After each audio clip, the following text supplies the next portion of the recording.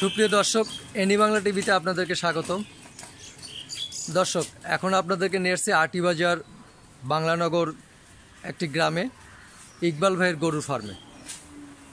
প্রবাসী অনেক ভাই বোনেরা জানতে চেয়েছেন যে প্রবাস জীবন ত্যাগ করে গ্রামে এসে কি করবেন, কিভাবে অল্প পরিসরে ব্যবসা করে স্বাবলম্বী হয়ে যায়, সেই সম্পর্কে কিছু তথ্য আপনাদেরকে জানানোর চেষ্টা করব। দেখতে পাচ্ছেন দর্শক, এখানে খুব অল্প জায়গায় খুব সুন্দর করে গরুগুলো সাজিয়ে রাখা হয়েছে। তো চলুন দর্শক, এই গরুগুলো যিনি পরিচালনা করেন বিদেশ ফেরত এক ভাই, তার সঙ্গে কথা বলবো, জেনে নিব ওনার বিদেশ জীবনের গল্প এবং কেন তিনি বিদেশ থেকে ফিরে এসে গরুর খামার করলেন, এই সম্পর্কে আপনাদের বিস্তারিত তথ্য জানানোর চেষ্টা করব। চলুন দর্শক। হ্যাঁ ভাইয়া, আসসালামু আলাইকুম। ওয়ালাইকুম সালাম ভাই, কেমন আছেন? আলহামদুলিল্লাহ ভাই, ভালো আছি ভাই। ভাই, আপনার নাম? আমার নাম মোহাম্মদ ইকবাল হোসেন। মোহাম্মদ ইকবাল হোসেন। জি। আচ্ছা, আপনি নাকি বিদেশে থাকতেন? জি ভাই, কোন দেশে থাকতেন? আমি মালয়েশিয়া গেছিলাম, আপনার 9 মাস থেকে আইসা পড়ছি। কেন আসছেন? আরসি হলো আমার ভিসা দিয়েছিল প্রফেশনাল, কিন্তু আমি আমার কাজ করাইছে কনস্টলের কাজ করাইছিল, তখন ওই দেশের ইমিগ্রেশনে ধরার পরে ফেরত পাঠাইছে। আপনার গিয়েছিলাম 3,60,000 টাকা দা, আমি পাঠাইছি 70,000 টাকা, আর আসার সময় আমার 50,000 টাকা লাগছে। এই আমি বাংলাদেশের লাভের সাথে আমার 5 লক্ষ টাকা হয়েছে আর কি। তখন এই 5 লক্ষ টাকা আমি কনস্টলে কাজ করে এই দেশে 500 টাকা 450 টাকা হাজিরা কাজ করে আমি এই ঋণ শোধ করে এই 1.5 বছরের ভিতরে আমি এই খামারটা করছি আর কি। আচ্ছা, প্রথম কয়টা গরু দিয়ে শুরু করছেন? প্রথম গতবার এই দিনে একটা গরু ছিল আমার। একটা গরু? জি, একটা। কত দিয়ে কিনছিলেন? 36,500 টাকা দিয়ে। ষাঁড় গরু? জি। আচ্ছা, তারপরে? তারপরে ওই গরুটা আমি বিক্রি করলাম 60,000 টাকা। 60,000 টাকা বিক্রি করে আমি আরেকটা গরু কিনলাম, 2টা গরু কিনলাম 60,000 টাকা। আবার 2টা গরু কিনে আমি কুরবানির সময় বিক্রি করলাম 1.5 লাখ টাকা।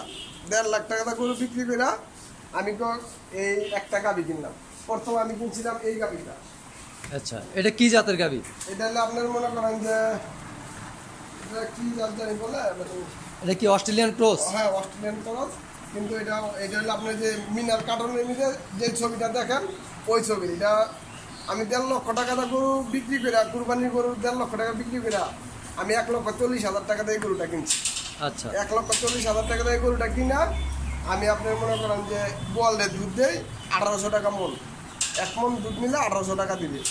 তখন আস্তে আস্তে আস্তে আস্তে আমি এইভাবে আগুয়েছি আর কি। আচ্ছা, তাহলে এই যে পাশে আরেকটা গরু দেখতে পাচ্ছি, এই গরুটা কত কেজি দুধ দেয় রেগুলার? এই গরুটা আপনার মনে করেন 2 বেলা 10 কেজি দুধ হয় এখন। 2 বেলা 10 কেজি? জি, এখন 10 কেজি দুধ হয়। আচ্ছা, তা এখন কয়টা গাভী আছে আপনার ফার্মে? আমার ফার্মে এখন 4টা গাভী আছে। 4টা গাভী? জি। আচ্ছা, 4টা গাভী থেকে প্রতিদিন কত লিটার দুধ আসে? 1 মন হয়। 1 মন? জি, 10 কেজি করে। 10 কেজি করে 1 মন। আচ্ছা, কত করে কেজি বিক্রি করেন? আমরা 45 টাকা করে আমাদের থেকে নিতেছে, নিজে বানায় নেয় আর কি। 45 টাকা করে? জি। আচ্ছা, তাহলে এখন টোটাল কয়টা গরু আপনার ফার্মে? 4টা গরু আর 4টা বাছুর। এখন তাহলে 4টা গরু 4টা বাছুর আছে? জি ভাই। আচ্ছা, তাহলে বিদেশে খুব কষ্টের জীবন, তাই না? বিদেশে অনেক কষ্টের জীবন। যখন আমি ধরা খাইলাম, আমার কাজে থেকে ধরা খাওয়ার পরে আমার ফুল শার্ট ছিল আর প্যান্ট ছিল, ওই প্যান্টের অর্ধেক কাইটা দিছে, ফুল শার্টের অর্ধেক কাইটা দিছে। কাটার পরে আমি 1 মাস 17 দিন জেলে ছিলাম, ইকু প্যারাক বলে যেটা আর কি। 1 মাস 17 দিন, 18 ঘন্টা পর পরে 1 কাপ ভাত দিত আর কাঁচা শুটকি, কাঁচা মাছ। যখন আমি এগুলো আর পারতেছি না, তখন আমার বাড়িতে আমি ফোন দিছি। বাড়িতে ফোন দেওয়ার পরে বলছি যে আমার যদি টাকা পাঠান তাহলে আমি বাংলাদেশে ফেরত যেতে পারবো। তখন আমার ওয়াইফ 50,000 টাকা পাঠাইলো। 50,000 টাকা পাঠানোর পরে রবিবারে টাকা পাঠাইছে, আমি সোমবারে ব্যাক হয়ে আয় পড়ছি। আসার পরে অনেক পরিশ্রম করছি দেশ আইসা, অনেক পরিশ্রম কইরা আমি আল্লাহ আমার একটু ঢুক দিচ্ছি আর কি। তাহলে এখন মোটামুটি আপনি বিদেশের থেকে অনেক ভালো আছেন? জি, আলহামদুলিল্লাহ এখন খুব ভালো আছে। এখন আর পরের কাজ করতে হয় না, এখন নিজের কাজেই আল্লাহর রহমতে খুব ভালো আছে। আচ্ছা, এই গরুগুলো থেকে প্রতি মাসে দুধ বিক্রি করে কত টাকা আয় হয় আপনার? আমার প্রতি মাসে আপনার 30,000, এরপরে 31,000, 28,000 এরকম থাকে আর কি। এখন ভুসির মানটা বেশি তো, এখন একটু কম থাকে। আচ্ছা, প্রতিদিন কি পরিমাণ খরচ হয় গরুগুলোর পেছনে? আমার প্রতিদিন আপনার 4টা গরু আপনার 800 টাকা 850 টাকা খরচ হয়। আচ্ছা, পশু চিকিৎসালয় থেকে কোনো হেল্প পান? জি না, কোনো হেল্প পাই না, কিন্তু আমি কিছু গাছন্ত জিনিস খাওয়াই আর কি গরুরে, এমনি কোনো ডাক্তার কোনো কিছু লাগে না। মানে এটা নিয়ে গরু পালনের কোনো প্রশিক্ষণ নেন নাই? জি না।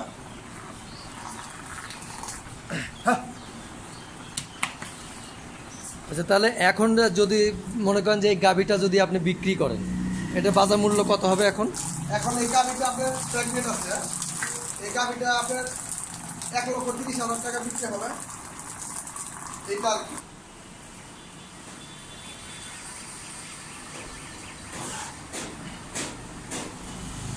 আপনার ছেলে মেয়ে কয়জন? আমার একটা ছেলে 16 বছর বয়স আর একটা মেয়ে 7 বছর বয়স।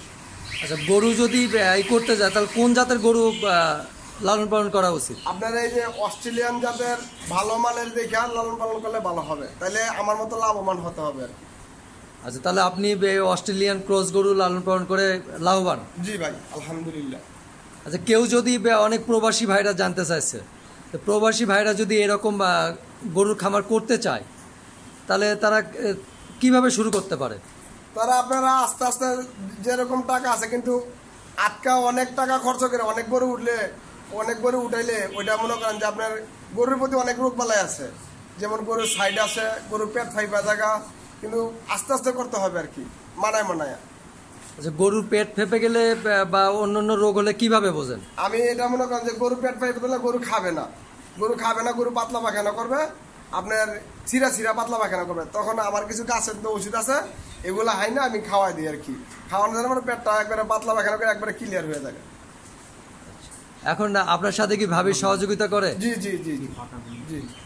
আচ্ছা, যে গাছের ওষুধগুলো খাওয়ান আপনি, জি সেগুলোর নাম বলবেন একটু? ভাই, ওগুলোর নাম তো আপনার মনে করেন যে এমনি বলা যাবে না, এগুলো মনে করেন যে আমার এলাকার যে গাছের ওষুধগুলো না, ওগুলো মনে করেন টোকা টোকাই না খাওয়ায়। যেমন এই গরুটা আমার ক্যালসিয়াম শর্ট, ক্যালসিয়াম শর্ট বলতে মানে দুধ কম হইতেছে ক্যালসিয়াম শর্ট। এই গরুটা আপনার 2 বেলা 18 কেজি দুধ হইতো, আর এখন হয় 2 বেলা 10 কেজি দুধ। আচ্ছা, এই কারণে আমি কিছু গাছন্ত এখন কিছু গাছন্ত ওষুধ আনছি, এটি খাওয়ানোর পরে আস্তে আস্তে 7 টাকা দিয়ে খাওয়ানোর পরে দেখা যায় আমার এই গরুটা আবার দুধ বাইরে আসবে। এটা পরিচর্যা কি আপনি একাই করেন না ভাবি সহযোগিতা করে আপনারা? আপনার ভাবি আর আমি করি আর কি, দুজনে মিলেই করি। আচ্ছা, তাহলে মোটামুটি অল্প পুঁজিতে কেউ যদি শুরু করতে চায় তাহলে কি শুরু করতে পারবে? জি জি জি।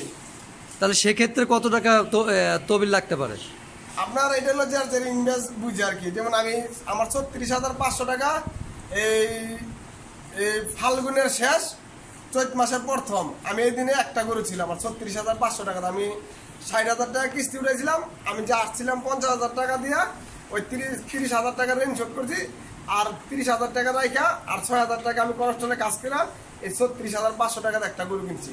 একটা গরু কিনে আমি 2টা বানাইছি, 2টা বানাই আমি 4টা বানাইছি, 4টা বানায় আমি এই গরুটা কিনছি 1.5 লক্ষ টাকা। আমি গরু বিক্রি করা এই গরুটা কিনছি 1,40,000 টাকা দাম।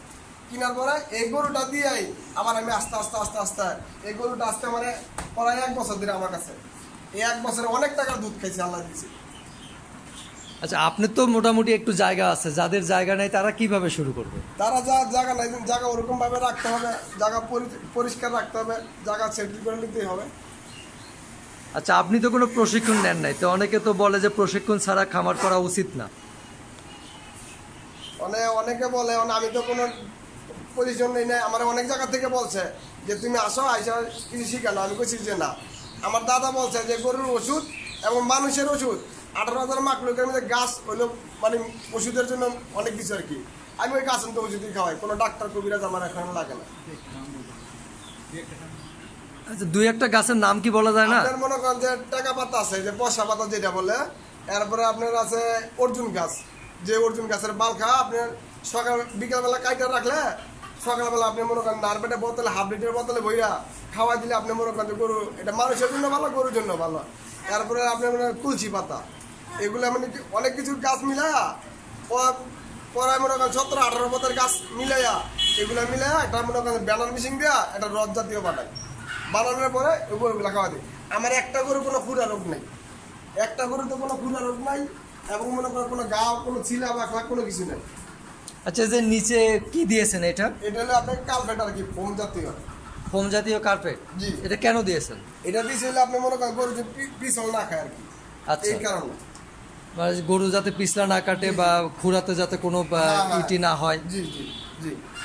আচ্ছা, আর মানে বলতে চাচ্ছেন যে অস্ট্রেলিয়ান জাতের ক্রস গরু পালাটাই বেটার? বেটার, হ্যাঁ। তাহলে এইটা- দুধের জন্য আর কি, গরিব লোক যদি এগুলা মনে করেন যে পালে অস্ট্রেলিয়া গায়ে, আপনার দুধ একটু বেশি হয়। যত্নের উপরে মনে করেন দুধ হয় গরুর, যত খাওয়াইব তত দুধ হবে, কিন্তু ঘাস খাওয়াইলে এখন তো ভুসির মান বেশি। আচ্ছা, যে আপনার হাতে পাসপোর্ট দেখতে পাচ্ছি, জি। মানে এই পাসপোর্টগুলো যাওয়ার সময় করছিলেন? এই পাসপোর্টটা আমি যাওয়ার সময় আপনি মালয়েশিয়ায় যে লাল চপ মাইরা দিছে, আচ্ছা, মালয়েশিয়া লাল চপ মাইরা দিছে, তখন আমি মালয়েশিয়ার জেলখানার মধ্যে বৈশা কাঁদছি আর বলছি যে কেন আইলাম মালয়েশিয়া রে, কেন আইলাম ভাই। দালাল দেন এই পাসপোর্ট হাতে দিছে ফটোকপি। ঠিক আছে, আমি একটা গান গাইছিলাম, তখন এজেন্ট বলছে, এজেন্টের নামে আমি মামলা করতে চাইছি, তখন এজেন্ট আমরা আরেকটা পাসপোর্ট করেছে যে তুমি আবার আসতে হবে। আমি বলছি যে আমি আর যাবো না। তখন কয় তোমার তাহলে তোমার কোনো ক্ষতিপূরণ দেবো না। আমি বলছি ঠিক আছে, আমি যত জেল খাইতেছি আমি আর কোনো ক্ষতিপূরণ লাগবে না, আমার কাছে তোমার দাবি নেই, তোমার কাছে আমার কোনো দাবি নেই, আমার মাফ করে দিও। আচ্ছা, ওই গানটা কি শোনাতে? গানটা আচ্ছা, তাহলে আমি বলছি যে 1 বছর আগে আপনি একটা গরু দিয়ে শুরু করে এখন মোটামুটি মার্শাল্লাহ কয়টা গরু বললেন? 4টা গরু 4টা বাছুর। 4টা গরু 4টা বাছুর। এই যে 4টা বাছুর, আমার 2টা ষাঁড় বাচ্চা, 2টা হইলে আপনার মনে করেন যে দামুর বাচ্চা। ওই দামুর বাচ্চা 2টা আবার আমি গাই বানাবো, অনেক মানের জাতে তো, এই কারণে আমি গাই বানাবো। এটা ভালো জাতের না? জি, ভালো জাতে। দর্শক দেখতে পাচ্ছেন এগুলো দামরু বাচ্চা, এগুলো উনি গাই বানাবেন। অনেক প্রবাসী ভাই বোনেরা জানতে চাইছেন, মূলত তাদের জন্য আমাদের এই প্রতিবেদনটা তৈরি করা। তো ইকবাল ভাই, আপনি এখন মোটামুটি অনেক হ্যাপি না? জি ভাই। আচ্ছা, কি একটা গান যেন বানাইছিলেন, একটু 1 লাইন শোনাবেন আমাদের? জি ভাই। কেন গেলাম মালয়েশিয়া রে ও ভাই, কেন আইলাম ভাই মালয়েশিয়ায়, আইসা দেখি আমার দুঃখের সীমা নাই রে। কেন আইলাম মালয়েশিয়া রে, দালাল দেয় নাই পাসপোর্ট হাতে দিছে ফটোকপি, এমে কি শোনে দইরাই ওই ফটোকপি সিরা ফালাইছে। মানে গানটা ভাই অনেক কষ্ট তো, মানে ভিতরে লাগা যায়। ওকে, ধন্যবাদ ভাই, ধন্যবাদ আপনাকে গানটা শোনানোর জন্য। আর দর্শক খুব খুশি হবেন। আচ্ছা, ভাবি কি করেন? সর্বসময় কি আপনার সাথে সহযোগিতা করেন? আপনার ভাবি, আমি 1 মাস 17 দিন জেলে ছিলাম, 1 মাস 17 দিন ওনাকে কোনো কিছু খায় নাই, শুধু পানি বাদে, এবং অনেক অসুস্থ হয়ে গেছিল গা। আর প্রেম করে বিয়ে করছি তো, আমার প্রতি একটা মহব্বত ছিল বেশি। তারপরে আপনি মনে করেন যে এখন আমি আসার পরে আপনার ভাবি সারাক্ষণই আমার পাশে, আমি থাকি গরুর পাশে, আপনার ভাবি থাকে আমার পাশে। আচ্ছা, ভাবিকে দেখতে পাচ্ছি, ভাবি একটু আসবেন? আচ্ছা, ভাবি শরম পাইছে। তো প্রবাসী ভাইদের জন্য কি আপনার কোনো সাজেশন আছে? হ্যাঁ ভাই, যদি হারা ওই দেশে 20,000 টাকা 30,000 টাকা কাজ করে, ওই টাকাটা এই দেশে যদি যে 3 লাখ টাকা 3.5 লাখ টাকা 4 লাখ টাকা খরচ করে যে টাকাটা যায়, ওই টাকাটা আমি মনে করি সবচেয়ে বেটার যদি বাংলাদেশে খাটায়, বাংলাদেশের মাটিতে যদি খাটায়, তাহলে ওনাদের জন্য ভালো হবে আর কি। ওকে, ধন্যবাদ ইকবাল ভাই আপনাকে আমাদেরকে মূল্যবান সময় দেওয়ার জন্য। ভালো থাকবেন। আর সুপ্রিয় দর্শক, বিশেষ করে প্রবাসী ভাইয়েরা যারা আছেন, তারা এই ভিডিওটা দেখে যদি উপকৃত হন তাহলে আমাদের সার্থকতা। আপনারা অনেকেই দেখতে চেয়েছেন, সেই জন্য মূলত ইকবাল ভাইয়ের ফার্মে ছুটে আসা। তা আশা করি আপনারা ইকবাল ভাইয়ের কথাগুলো শুনে সবাই বিদেশ ত্যাগ করে দেশে এসে নিজেরা উদ্যোগী হয়ে এরকম করে চেষ্টা করবেন, তাহলে অবশ্যই সফলতা পাবেন। আপনারাও ইকবাল ভাইয়ের মতো সফলতা অর্জন করতে পারবেন। আর অবশ্যই আমাদের এই চ্যানেলটি সাবস্ক্রাইব করে সামনে আরও সুন্দর সুন্দর ভিডিও দেখার জন্য সাথে থাকবেন। আজকের মতো আল্লাহ হাফেজ।